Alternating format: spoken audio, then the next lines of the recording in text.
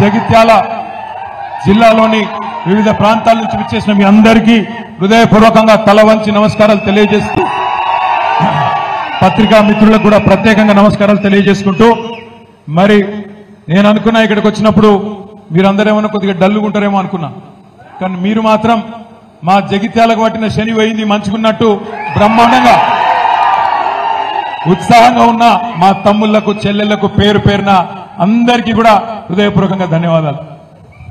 ముఖ్యంగా నాకు ఒకటే అనిపించింది, కొన్ని సందర్భాల్లో కష్టాలు వచ్చినప్పుడే మనుషుల విలువ తెలుస్తుంది. ఇవాళ ఇక్కడున్న నాయకత్వానికి హృదయపూర్వకంగా జగిత్యాల, ముఖ్యంగా జగిత్యాల నియోజకవర్గం నుండి విచ్చేసిన ప్రతి తమ్ముడికి, ప్రతి అన్నకి, ప్రతి చెల్లెకు, ప్రతి అక్కకు నేను శిరస్సు వంచి హృదయపూర్వకంగా ధన్యవాదాలు తెలియజేస్తాను. ఎందుకంటే గాలికి గడ్డపారలు కొట్టుకపోవు, గట్టి నాయకులు కొట్టుకపోరు. గాలికి కొట్టుకపోయేటి గడ్డి పోచలు మాత్రమే. అట్లనే మీ ఎమ్మెల్యే ఒక గడ్డి పోచ లాంటి ఎమ్మెల్యే పోయింది తప్ప గడ్డపారల లాంటి నాయకులు, గట్టిగా ఉన్న నాయకులు మీరెవరు పోలే.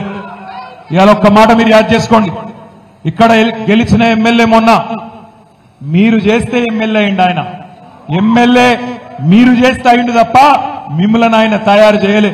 మీరు కష్టపడి వందల వేల మంది కవితక్కతో సహా ఎంతో మంది కష్టపడితే ఒక్కడు ఎమ్మెల్యే అయింది. ఇవాళ ఎమ్మెల్యే దొంగలలో కలిసిపోయిండు, పోయిండు. రేవంత్ రెడ్డి ఇసిరే ఎంగిలి మెతుకుల కోసం ఆశపడి పోయిండు. కుండ వలిగితే వలిగింది కానీ కుక్క బుద్ధి తెలిసింది అన్నారు. గట్ల మీ ఎమ్మెల్యే బుద్ధి ఇవాళ తెలిసొచ్చింది. ఒక్క మాట ఆలోచించండి, అభివృద్ధి కోసం పోయినా అంటుండు. ఏం అభివృద్ధి? ఏం చేస్తా అన్నాడు రేవంత్ రెడ్డి? కేసీఆర్ జగిత్యాల జిల్లా చేస్తే నేను జగిత్యాల జిల్లా రద్దు చేస్తానందుకు పోయినవా? లేదా కేసీఆర్ మెడికల్ కాలేజ్ పెడితే, నర్సింగ్ కాలేజ్ పెడితే